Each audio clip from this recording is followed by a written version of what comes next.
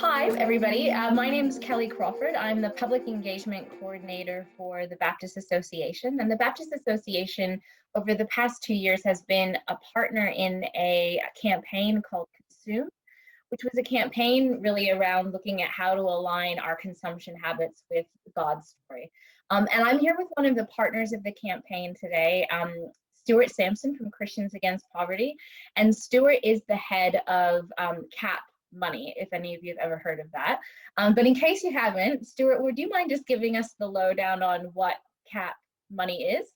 Yeah, really simply, CAP Money is a financial capability program that CAP trains local churches to run for their community, that their church community, their local community. It's really a financial education program that takes people through the basics of budgeting and how to manage their money.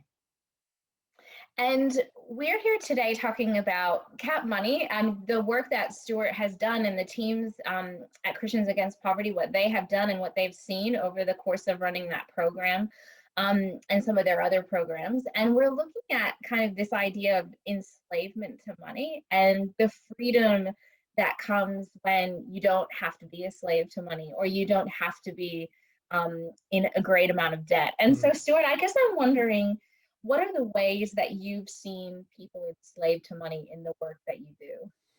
Yeah, it really comes down to one thing, and it doesn't matter whether you're rich or poor. It's that um, insatiable desire for more and feeling dissatisfied with what one has. And I guess to put some biblical language around that, it would be covetous desire, sort of seeing what's around and wanting more of that. And that really just starts a spiral of chasing that and can really enslave you to money, because money is the way that you get more of that.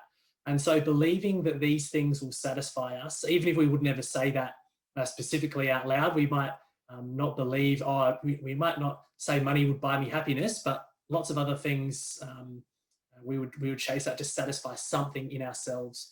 And so when we chase those things, it can often lead to taking on too much debt to get that.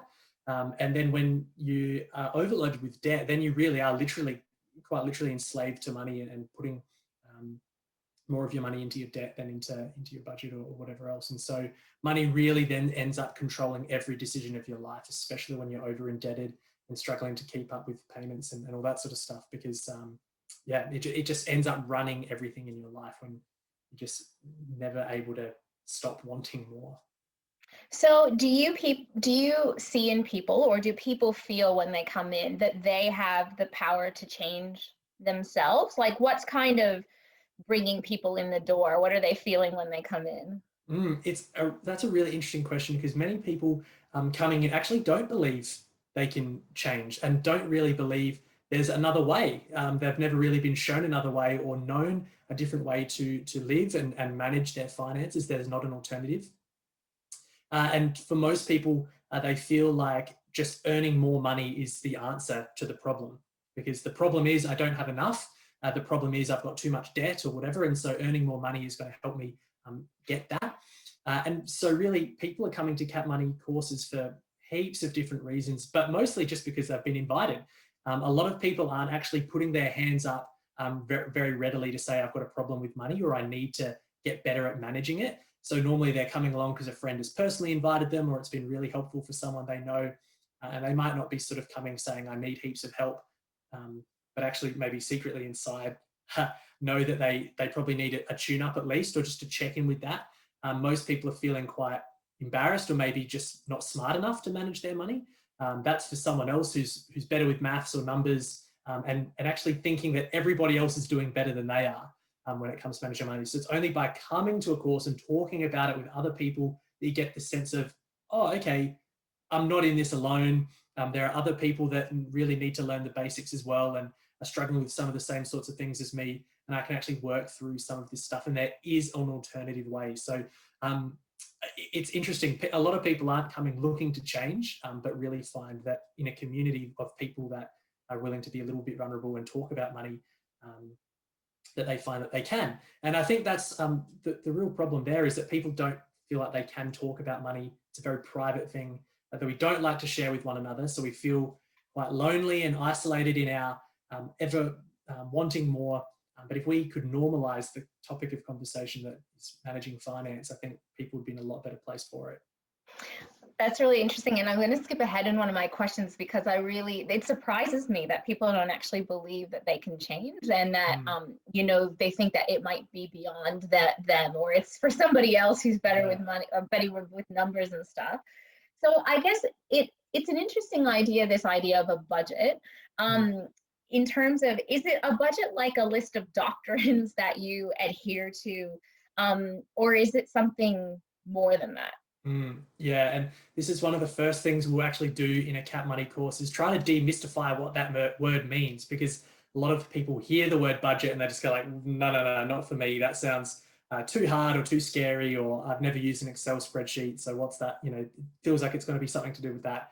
But really, a budget is just a list of everything that's coming in and everything that's going out. And it could be as simple as having that written down on a piece of paper, or even just as simple as being aware of that yourself.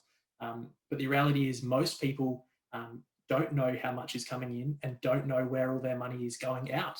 They just know that they seem to run out quicker than they would like, and don't seem to have enough money for all the things that they want. And so what a budget is just that. And the one rule, I guess, of budgeting really, there's lots of great things we can learn in how to manage our money, but the one doctrine of managing our finances according to a budget is just to make sure that there's more coming in than there is going out. Basically, it's just living on less than you earn. And if you can at least manage that one trick, then you're going to be doing okay with your finances, because you're never going to be over indebted or spending more than you can. And so really, that's as simple as it is in some ways. It's not rocket science. It's way less scary than most people think it is. But it's getting to that point of actually spending less than I earn, and rather than feeling like money's always just going out the door and I never know where it is, taking some time to learn where my money's going. That can be a bit of a process for people, figuring that out so that they can start telling their money what to do, rather than always watching it go out and never knowing. So that's sort of the basics of really what a budget is.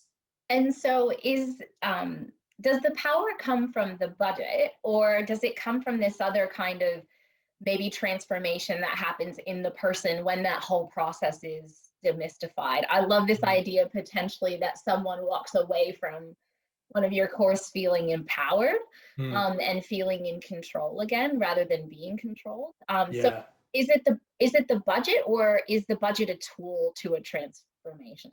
Yeah, I think you've said that perfectly. One of the things we like to do with people is just sort of start unpacking a little bit of what they believe about money, how they view it, how they see it, and what they hope money will achieve for them, in many ways. So start unpacking some of those beliefs and attitudes towards it.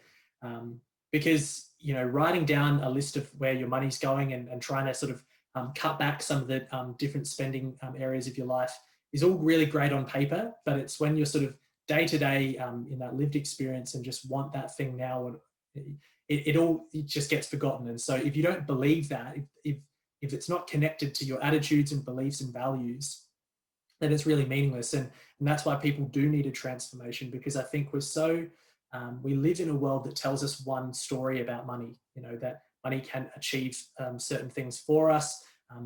And so we really actually need to step back and look at our hearts and say, well, why do I believe that about money? And so we'd like to unpack some of those myths that our culture would tell us about money. And the reason it's so good that we do this in a local church context, the reason we love doing this through the local church, is that when we do start talking about our budget, we sort of listing the income and all of our expenses, we're really talking about identity. Where we spend our money really does reflect our values, our attitudes, and what we want in life, our desires. And so it opens up opportunities for Christians and churches to have conversations, really meaningful conversations with people about what they believe, about themselves, about the world, about money. And these can be great discipleship conversations. And so it really does start at that. Sometimes one of the hardest things about writing a budget is seeing yourself in a way on a piece of paper and going, okay, is that really what I value? That's what I spend most of my money on. So is that who I want to be? And does that reflect, especially if we're doing it for Christians, sometimes people do this as part of their Bible study, going, is this how a follower of Christ should spend their money? That's another deeper question on that. So it starts with transformation. I really love that. And I love that you're not just putting, I guess, a band-aid on a problem. You're not just Mm, addressing the symptom.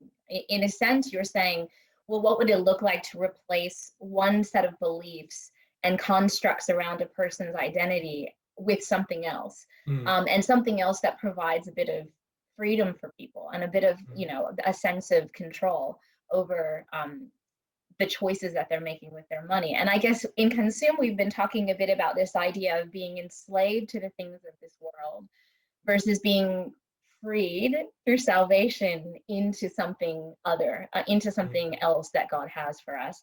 So, how have you seen people's lives transformed? Or I love that those words of rebirthed or renewed, by getting out of debt or getting their lives under the control of a budget. Is it fair to talk about rebirth and renewal in that context? Oh, absolutely. Especially when we put debt plans together for people. Sometimes our coaches will work through people who have unmanageable debt and really walk the journey with them to go through that. Often the comments of people is that this feels like a whole new start. It's a fresh start for me. This is like freedom. I've got so many more possibilities and options now.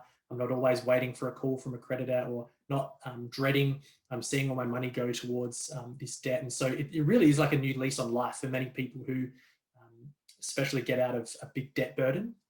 But for those even who aren't necessarily struggling with unmanageable debt, but just learn how to live according to a budget, learn how to spend less than, and it is this freedom, the sense that I don't need to strive anymore to chase those things that I once desired. And so it's that renewing of our mind. It's the renewal of our mind through our budget in many ways, the expression of that, I guess, in many ways, not being enslaved to those things.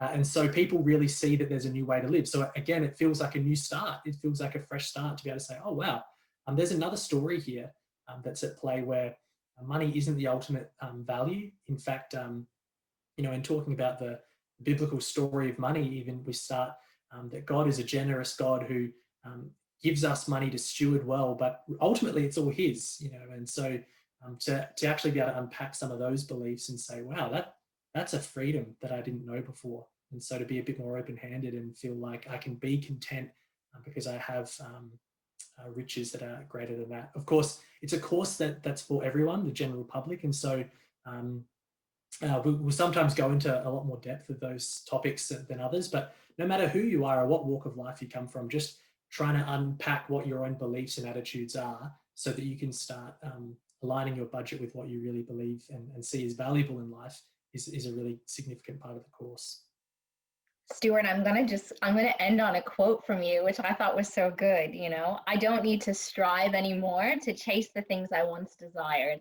There's another story here where money isn't the ultimate value. Mm. I really love that. I love what you guys are doing, and you can check out more through the Cap Money course if you Google it. We'll probably put the links on the Consume webpage as well. But thank you, Stuart, so much for joining me today and giving us insight into this topic and how it relates to this idea of enslavement and freedom. Mm. I wish you all the best. Thanks, Kelly.